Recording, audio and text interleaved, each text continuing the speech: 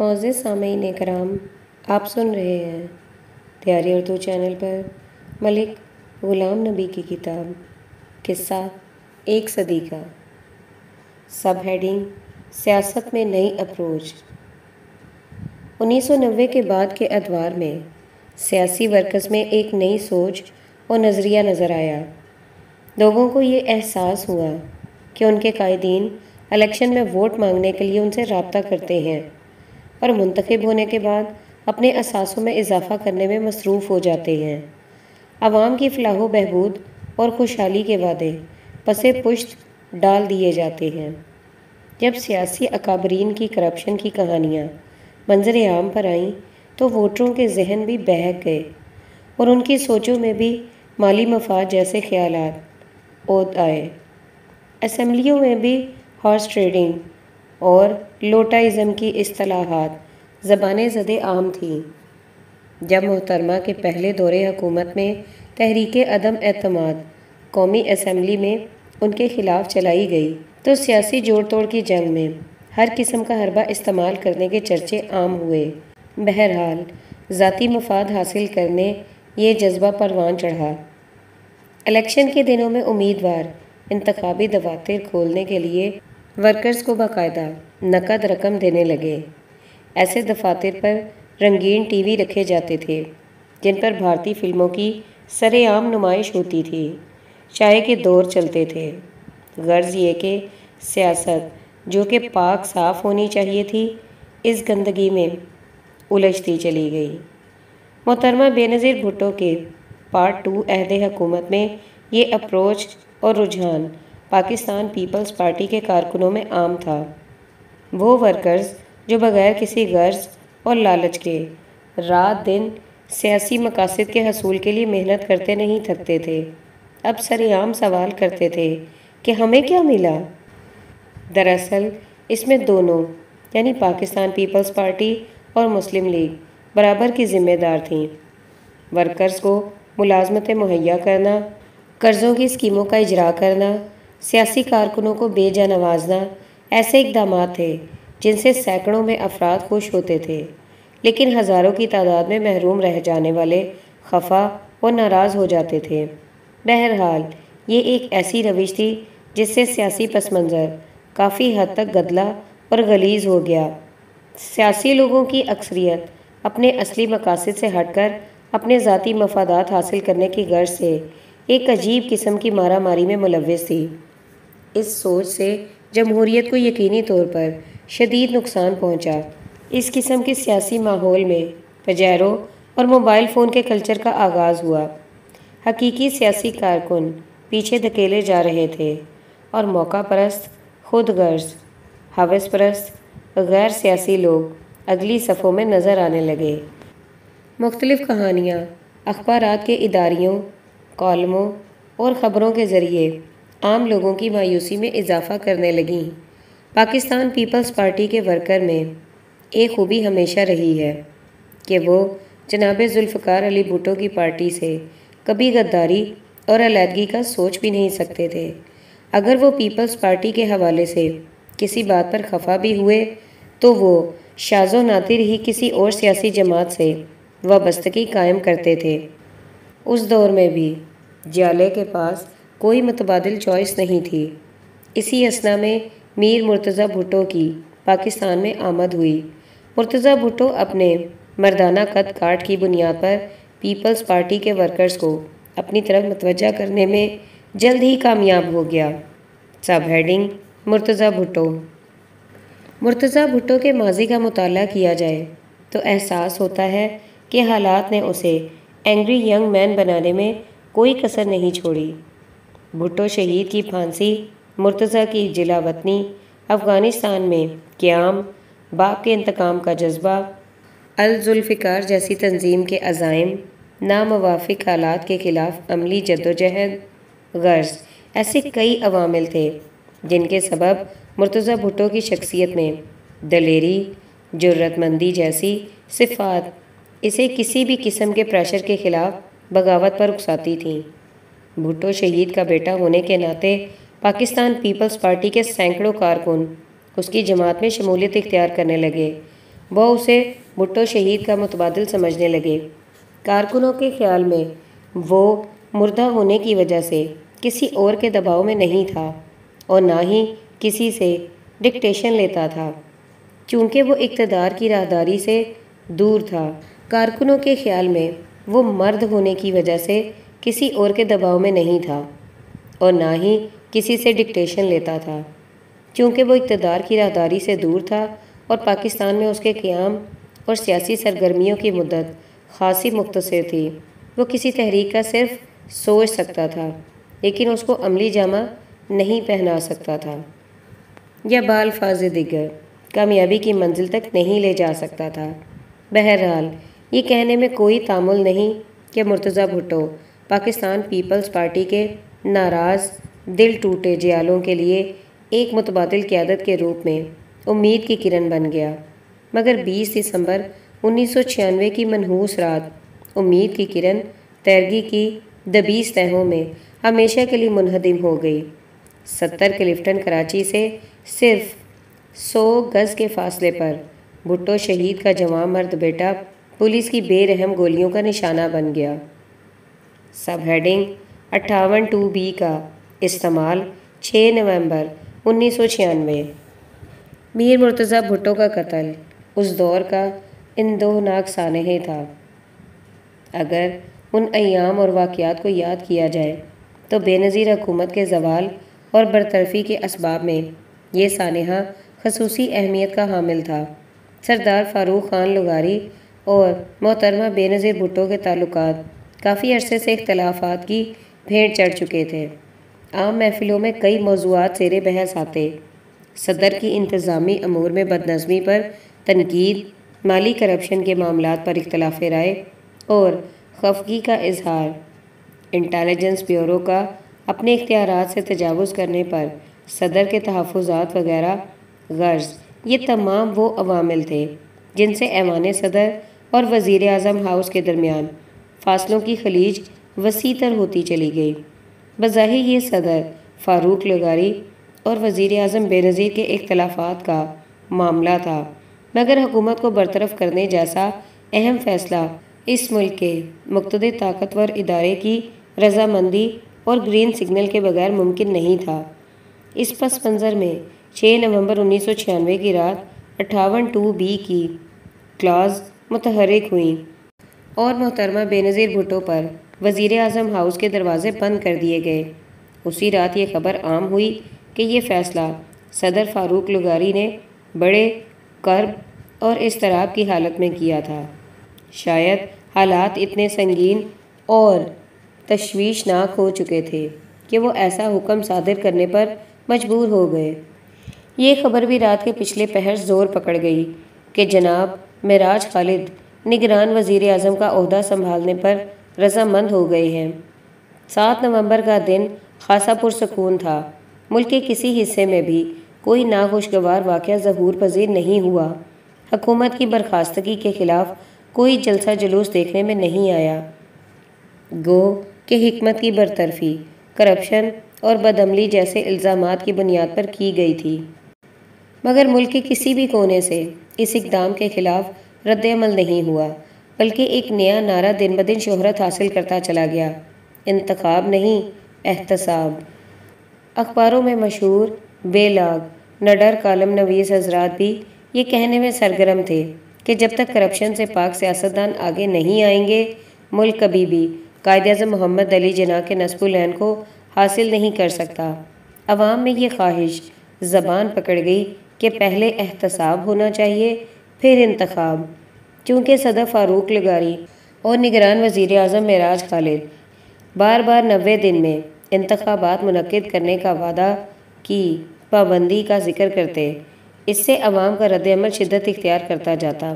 لوگوں کا خیال تھا کہ میوزیکل چیئرز کی گیم کا اختتام ہونا چاہیے۔ بے نظیر حکومت 2 مرتبہ توڑی جاتی ہے کہ وہ کرپٹ ہیں۔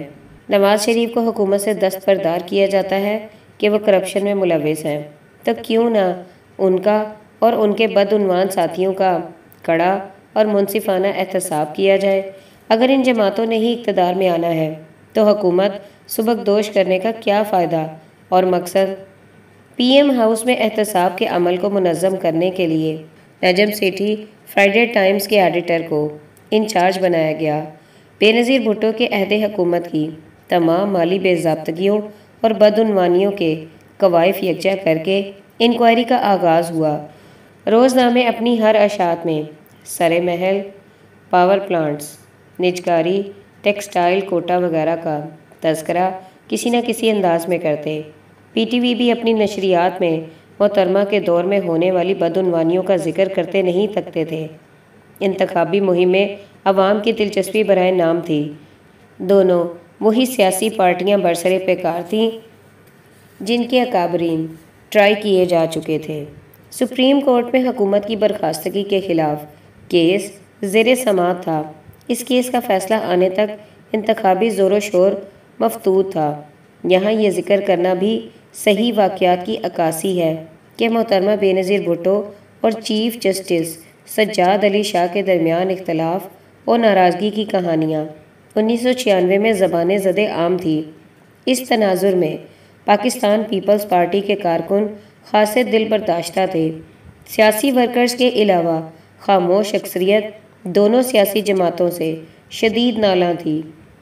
سپریم کورٹ کا فیصلہ الیکشن سے صرف 3-4 روز قبل حکومتی اقدام کی توثیق کی شکل میں آیا۔ فروری 1997 کے انتخابات میں ووٹوں کا استعمال بہت کم ہوا۔ یوں احساس ہوتا تھا کہ جیسے خاموش اکثریت نے احتساب کے نظریے کو زیادہ اہمیت دیتے ہوئے الیکشن کا صریحاً بائیکاٹ کیا۔ گو کہ سرکاری اعداد و شمار کے مطابق ووٹنگ کی شرح 38% کے قریب رہی، مگر پولنگ اسٹیشنوں کی ویرانی اور بے رونقی اس ٹرن آؤٹ کی ہرگز تائید نہیں کرتی تھی۔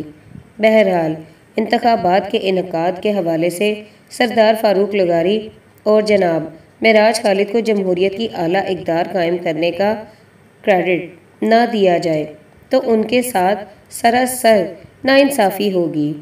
اس سے پیشتر بھی نگران حکومتوں کی تشکیل ہوئی اور آئین کی روح سے 90 دن کے اندر انتخابات منعقد کیے گئے، مگر کسی بھی دور میں احتساب کے لیے قوم کی ایک زبان اور اتنی بلند آواز کبھی نہیں تھی۔ پاکستان مسلم لیگ میاں نواز شریف کی قیادت میں مرکز اور صوبوں میں بھاری اکثریت سے کامیاب ہوئی۔ 2/3 کا مینڈیٹ حاصل کرنے کے بعد نواز شریف نے احتساب سیل تشکیل کر کے سیف الرحمان کو اس کا انچارج بنا دیا۔ سیف الرحمان نے بے نظیر بھٹو اور آصف زرداری کے خلاف ہر سطح پر انکوائری شروع کر دی۔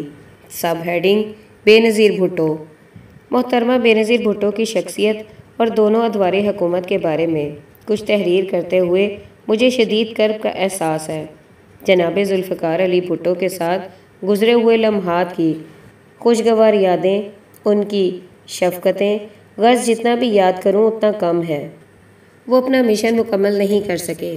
ظالموں نے انہیں اس کی اتنی مہلت ہی نہیں دی۔ ان کی شہادت کے بعد ان کے مشن کی تکمیل کے حوالے سے جو امید کی کرن نظر آئی وہ بے نظیر بھٹو کی ذات تھی۔ بھٹو صاحب نے خود بھی اپنی زندگی ہی میں بے نظیر کے مستقبل کے بارے میں اچھی توقعات کا اظہار کیا تھا۔ ان کی قابلیت اور خودآگاہ صلاحیتوں کے متعلق کسی کو بھی انکار نہیں۔ جناب بھٹو شہید کی پھانسی کا قرض عوام نے 1988 میں پاکستان پیپلز پارٹی کی الیکشن میں اکثریت میں کامیابی کی شکل میں ادا کر دیا۔ جب بے نظیر پہلی مرتبہ وزیر اعظم کی مسند پر جلوہ افروز ہوئیں تو عوام کو ان سے کئی امیدیں وابستہ تھیں۔ بھٹو کی بیٹی ہونے کی وجہ سے لوگوں کی سماعت میں اب بھی روٹی، کپڑا اور مکان کا خوش کن نعرہ گونج رہا تھا۔ وہ پر امید تھے کہ ملک میں غریب لوگوں کی خوشحالی کے اقدامات کیے جائیں گے جن سے بے بس غریبوں کے حالات زندگی بہتر ہو جائیں گے۔ بے نظیر بھٹو 20 ماہ برسر اقتدار رہیں، مگر ان 20 ماہ میں عوام کی حالت زار میں کوئی نمایاں تبدیلی نہیں ہوئی۔ در حقیقت بے نظیر بھٹو کے برسر اقتدار آنے کے چند ماہ بعد ہی پرنٹ میڈیا میں اس دور میں طے پانے والی مشکوک اور داغدار سرکاری ڈیلز کا ذکر ہونے لگا۔ اپوزیشن نے بے نظیر بھٹو کے شوہر پر مختلف الزامات کی بوچھاڑ کر دی۔ کراچی میں مزار قائد اعظم کے قریب شاہراہ قائدین پر اپوزیشن جماعتوں کا ایک بہت بڑا جلسہ منعقد ہوا۔ اس میں نمایاں مقررین متحدہ قومی موومنٹ کے سربراہ الطاف حسین اور پاکستان مسلم لیگ کے میاں نواز شریف تھے۔ ان مقررین نے آصف زرداری کو تنقید کا نشانہ بنایا۔ دوسرے دور حکومت کا انجام بھی خوشگوار نہیں تھا۔ نہ جانے وہ کیا عوامل اور اسباب تھے جن کی بنا پر وہ غریب عوام کی توقعات پر پورا نہ اتر سکیں۔ انٹرنیشنل لیول پر بھی ان کی شخصیت انتہائی پروقار اور قابل احترام تھی۔ ان کو بنیاد پرستی کا راسخ دشمن گردانا جاتا تھا۔ وہ اپنے سیاسی کیریئر میں ہمیشہ عوامی حقوق کی حمایت میں برسر پیکار رہیں اور ایک عورت ہونے کے باوجود بڑی بے جگری اور بے خوفی سے آمرانہ طاقتوں کے خلاف عملی جدوجہد کرتی رہیں۔ ہارورڈ یونیورسٹی میں جو اسٹینڈنگ اوویشن ان کو دیا گیا وہ دنیا کے کسی بھی لیڈر کے لیے آخری تمنا ہو سکتی ہے۔ اس میں کوئی شک نہیں کہ وہ انٹرنیشنل زبان بولتی ہیں۔ وہ وہی زبان بولتی ہیں جس کو ترقی یافتہ ممالک کے عوام سنتے ہیں اور سمجھتے ہیں۔ خواتین کے حقوق، انسانی حقوق اور عالمی مسائل وغیرہ پر ان کا علم، فہم اور خیالات اتنے گہرے اور پر اثر ہیں کہ آج بھی ان کی جلا وطنی کے دور میں ان کو ان تمام فورمز پر اظہار خیال کی دعوت دی جاتی ہے جہاں مارگریٹ تھیچر جیسی خواتین کو مدعو کیا جاتا تھا۔ پاکستان کے کتنے لیڈر ہیں جو ان مجالس میں تقریر کرنے کے اہل سمجھے جاتے ہیں؟ عالمی سطح پر بے نظیر بھٹو اپنا مخصوص مقام رکھتی ہیں۔ پاکستان میں بھی ان کی پارٹی چاروں صوبوں میں اپنی واضح حیثیت رکھتی ہے۔ کیا آنے والا وقت ان کو اس ملک کے عوام کی خدمت کرنے کا موقع دے گا؟ اس سوال کا جواب آنے والا وقت ہی دے گا۔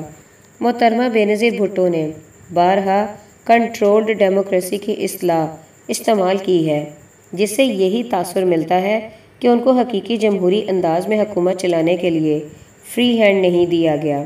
شمالی کوریا سے میزائل ٹیکنالوجی کا حصول ان کا بہت بڑا کارنامہ تھا۔ پار یونٹس کے متعلق تمام تنقید کو بالائے طاق رکھتے ہوئے یہ کہنے میں کوئی اسٹک نہیں کہ اگر یہ IPP اس دور میں نہ لگتے تو آج ہمارا ملک بجلی کے شدید بحران کا شکار ہوتا۔ سب ہیڈنگ: نواز شریف کا دوسرا دور حکومت۔ میاں نواز شریف کا دوسرا عہد حکومت ایکشن فلموں کی مانند تھا۔ ہر لمحہ کوئی نہ کوئی سین مار دھاڑ سے بھرپور ہوتا تھا۔ عدالت عظمیٰ میں ان کے خلاف توہین عدالت کا کیس زیر سماعت تھا۔ وزیر اعظم سپریم کورٹ میں پیش ہوئے۔ چیف جسٹس سید سجاد علی شاہ تھے۔ عام خبر تھی کہ ان دونوں میں مخالفت عروج پر ہے۔ وزیر اعظم نے بیان دیا، "آئی ایم سوری"، مگر 19 نومبر 1997 کو توہین عدالت کیس میں سپریم کورٹ نے وزیر اعظم نواز شریف پر فرد جرم عائد کر دی۔ اس کا انجام بڑا تشویشناک تھا۔ عدلیہ کے ججوں کے خلاف ہو گئے، دو گروپوں میں بٹ گئے۔ ایک گروپ نے نواز شریف کے خلاف، دوسرا حمایت میں۔ کوئٹہ بینچ اور پشاور بینچ نے سپریم کورٹ کے چیف جسٹس کی حیثیت کو چیلنج کر دیا۔ 2 دسمبر 1997 کے روز مسلم لیگ نون کے کارکن سپریم کورٹ پر چڑھ دوڑے۔ سپریم کورٹ میں 2 عدالتیں لگ گئیں اور دونوں نے ایک دوسرے کے خلاف فیصلے سنا دیے۔ 3 دسمبر کو چیف جسٹس سجاد علی شاہ رخصت لے کر چلے گئے۔ صدر فاروق لغاری بھی ایوان صدر کو الوداع کہہ گئے۔ 15 دسمبر 1997 کو جسٹس ریٹائرڈ رفیق تارڑ مسلم لیگ نون کے صدارتی امیدوار نامزد ہوئے اور ریکارڈ اکثریت سے پاکستان کے صدر منتخب ہوئے۔ میاں محمد نواز شریف کے قابل ستائش چند کارناموں کو اگر وسعت دل کے ساتھ تسلیم کیا جائے تو یقیناً ان کے ساتھ انصاف ہوگا۔ پاکستان میں چنگی سسٹم مافیا کے ہاتھوں کرپشن اور عوام کو پریشان کرنے کا ذریعہ بن گیا۔ اس نظام کو نواز شریف نے جڑ سے اکھاڑ پھینکا۔ موٹر وے کی تعمیر کا منصوبہ بظاہر بہت اچھا تھا۔ کراچی سے پشاور شاہراہ کی تعمیر کا منصوبہ دور اندیشی پر مبنی تھا۔ تجارتی شاہراہوں، شہروں، قصبوں، مارکیٹوں، منڈیوں تک رسائی کا جال بن سکتی تھی۔ افغانستان اور سینٹرل ایشین ریاستوں تک روڈ لنک مہیا کر سکتی تھی۔ بدقسمتی سے یہ منصوبہ بھی ذاتی مالی مفادات کی بھینٹ چڑھ گیا اور صاف شفاف سوچ داغدار ہو گئی۔ زبردست تنقید کے بعد شاہراہ سکڑ کر لاہور سے اسلام آباد تک رہ گئی، 6 لین سے 4 لین ہو گئی، البتہ لاگت مقرر کردہ حدود سے کہیں زیادہ تجاوز کر گئی۔ اکنامک ایکٹیویٹی کی مد میں نواز شریف کے چند اقدامات کو ضرور سراہنا چاہیے۔ 1988 میں دنیا بھر میں ٹیکسٹائل کی صنعت میں بوم آ گیا۔ اسی دور میں کراچی میں لا اینڈ آرڈر کے حوالے سے حالات خراب ہو گئے اور روشنیوں کے شہر میں بے چینی اور اضطراب کی سیاہی پھیلتی چلی گئی۔ اس کے علاوہ کراچی میں نئی صنعتیں لگانے کی ممانعت تھی۔ نواز شریف اس وقت پنجاب کے وزیر اعلیٰ تھے۔ انہوں نے کراچی کے صنعت کاروں، بالخصوص ٹیکسٹائل صنعت سے متعلقہ بزنس مینوں کو لاہور مدعو کیا اور انہیں پنجاب میں صنعتیں لگانے کی دعوت دی۔ ان کی ذاتی مداخلت اور صنعت کاروں کی خاطر خواہ حوصلہ افزائی سے پنجاب میں ٹیکسٹائل انڈسٹری کو فروغ حاصل ہوا۔ کراچی کے صنعت کار، بالخصوص چنیوٹ برادری اور مقامی سرمایہ کاروں کی بروقت صنعت کاری سے پنجاب کی معیشت بہتری کی جانب گامزن ہو گئی۔ عام لوگوں کو روزگار کے مواقع میسر آئے۔ ٹیکسٹائل انڈسٹری سے متعلقہ شعبوں مثلاً ورکشاپ، ریسٹورنٹ، آڑت، transport, spare part, vendor industry, infrastructure اور دیگر امور میں وسعت، حرکت اور خوشحالی کے اثرات نمودار ہوئے۔ اگر اس اقدام کے مثبت نتائج کو پرکھا جائے تو آج پاکستان کا مانچسٹر، فیصل آباد، شیخوپورہ، لاہور باشمول چونیا، رائے ونڈ ایک بہت وسیع اور مستحکم ٹیکسٹائل سیکٹر میں تبدیل ہو چکے ہیں اور فارن ایکسچینج کمانے کا مضبوط ذریعہ فراہم کرنے میں صفِ اول کا علاقہ شمار ہوتے ہیں۔ فارن ایکسچینج کی پالیسی میں واپسی سے متعلقہ مراعات دینے کے فیصلے نے بھی ملک میں سرمایہ کاری کو فروغ دیا۔ یلو کیپ کی اسکیم کاغذ پر روزگار مہیا کرنے کے نقطہ نظر سے بہت اچھی تھی، مگر مختلف سطحوں پر بدعنوانیوں اور بدنیتی کی بنا پر ملک کے لیے اور بینکوں کے لیے بہت زیادہ نقصان دہ ثابت ہوئی۔ لاہور میں سڑکوں کی حالت بہتر کرنے کا کریڈٹ میاں شہباز شریف کو نہ دینا سراسر ناانصافی ہوگی۔ بعد کی آنے والی حکومت کی چند سرکردہ شخصیات نے مختلف تنقیدی آراء کا اظہار کیا۔ مثلاً ان سڑکوں کی حالت بہتر کرنے کی بجائے چھوٹے شہروں اور قصبوں میں سڑکیں تعمیر کرنی چاہیے تھیں۔ ان سڑکوں کی تعمیر پر صرف ہونے والی لاگت بعد کی حکومت نے ادا کی ہے۔ یہ تنقید مثبت نہیں بلکہ سیاسی اختلافات کا مظہر ہے۔ اچھا کام بہرحال اچھا ہوتا ہے، اگر کوئی مخالف بھی کرے تو اس کو خراج تحسین پیش کرنا سب پر فرض ہے۔ آج بھی لوگ جب ان سڑکوں پر سفر کرتے ہیں تو شہباز شریف کے لیے تعریفی کلمات ادا کرتے نہیں تھکتے۔ موجودہ وزیر اعلیٰ چودھری پرویز الہی نے بھی اس طرح کے منصوبوں کو خاطر خواہ اہمیت دی ہے۔ میری نظر میں یہی وہ مثبت منصوبے ہیں جن کی بروقت تکمیل عوام کے ادا شدہ ٹیکسوں کے صحیح اور جائز استعمال کا منہ بولتا ثبوت ہے۔ اس ملک کی تاریخ میں اس رقم سے کئی 100 گنا رقم ایسے ہی ان گنت منصوبوں کی تعمیر کے لیے مختص کی گئی، مگر یہ منصوبے یا تو صرف کاغذوں پر تعمیر ہوئے یا ادھورے اور نامکمل چھوڑ دیے گئے۔ یہاں یہ کہنا بجا ہوگا کہ کسی بھی ویلفیئر اسٹیٹ میں عوام کے ٹیکسوں اور محصولات کا جائزہ استعمال ایسے ہی منصوبوں مثلاً سڑکوں، اسکولوں، ہسپتالوں، ذرائع آمد و رفت، بجلی، پانی و گیس جیسی سہولیات کی شکل میں لوگوں کے دل و دماغ کو مطمئن کرتا ہے اور حکومت کی کارکردگی کو پرکھنے کی کسوٹی فراہم کرتا ہے۔ میاں نواز شریف کو ایک اچھے مینیجر کے طور پر ضرور یاد رکھنا چاہیے، گو کہ ان کے برادر خورد شہباز شریف میں مینجمنٹ کی خوبیاں کہیں زیادہ تھیں۔ بگڑی ہوئی عقل کل، حرف آخر قسم کی بیوروکریسی سے بروقت کام لینا بھی ایک آرٹ سمجھا جانا چاہیے۔ یہ کسی عام اور صاف و صفات کے حامل شخص کی پہنچ سے کلی طور پر باہر ہے۔ جہاں تک نواز شریف کی غلطیوں کا تعلق ہے تو یقینی طور پر 3 امور کا ذکر ضرور کرنا چاہیے۔ یہ ایسے اقدامات تھے جس سے ملک کو شدید نقصان پہنچا۔ ان کا تذکرہ کرنا اس واسطے بھی اہم ہے کہ نواز شریف کو اپنی اصلاح کرنے میں آسانی ہو اور مستقبل کے حوالے سے یہ احساس ہو کہ غلط فیصلے اور اعمال در حقیقت نہ صرف قومی مفادات کی تباہی کا باعث بن سکتے ہیں بلکہ ذاتی تنزلی کا پیش خیمہ بھی۔ 1998 میں نیوکلیئر دھماکوں کے وقت فورن ایکسچینج کو فریز کرنے کی پالیسی انتہائی غیر دانش مندانہ تھی۔ اس کے مضر اثرات نے معیشت کو بری طرح مجروح کیا اور کئی برس پیچھے کی جانب دھکیل دیا۔ بیرون ملک پاکستانیوں کے اعتماد کو شدید دھچکا لگا۔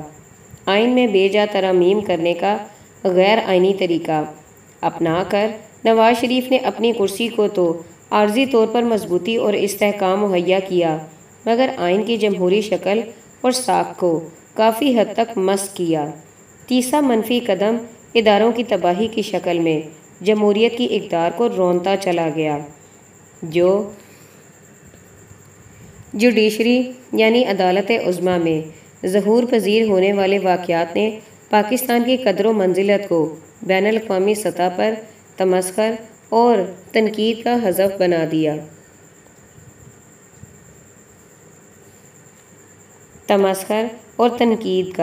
ہدف بنا دیا۔ صدر فاروق لغاری سے مخالفت اور اقتدار کے حصول کی خاطر بے مقصد رشتہ کشی نے ملک کے دو اہم ترین اداروں یعنی ایوان صدر اور وزارت عظمیٰ کو بے معنی ترجیحات میں وقت اور صلاحیتوں کے ضیاع کی صورت میں ملک کو ناقابل تلافی نقصان پہنچایا۔ اس طرح افواج پاکستان کے معاملات میں نواز شریف کی مداخلت بے جا تھی۔ اس طرح کی چپکلش کی بجائے اگر عوام کی فلاح و بہبود کے معاملات پر توجہ دی جاتی تو یقیناً ملک اور قوم دونوں کے لیے بہتر ہوتا، اور یہ بھی خارج از امکان نہیں کہ نواز شریف کی حکومت کا انجام مختلف ہوتا۔ انگریزی کی ایک خوبصورت سبق آموز کہاوت ہے، experience is the name when give to their mistakes. میاں محمد نواز شریف نے اس ادارے میں مداخلت کرنا چاہی جس کے کندھوں پر چڑھ کر ان کو مسند اقتدار پر بیٹھنے کا موقع ملا تھا۔ ڈراپ سین نواز شریف کے زوال کا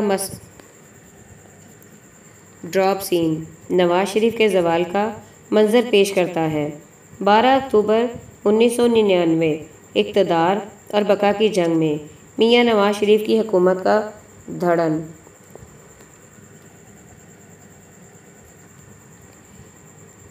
12 اکتوبر 1998 اقتدار اور بقا کی جنگ میں میاں نواز شریف کی حکومت کا دھڑن تختہ ہو گیا۔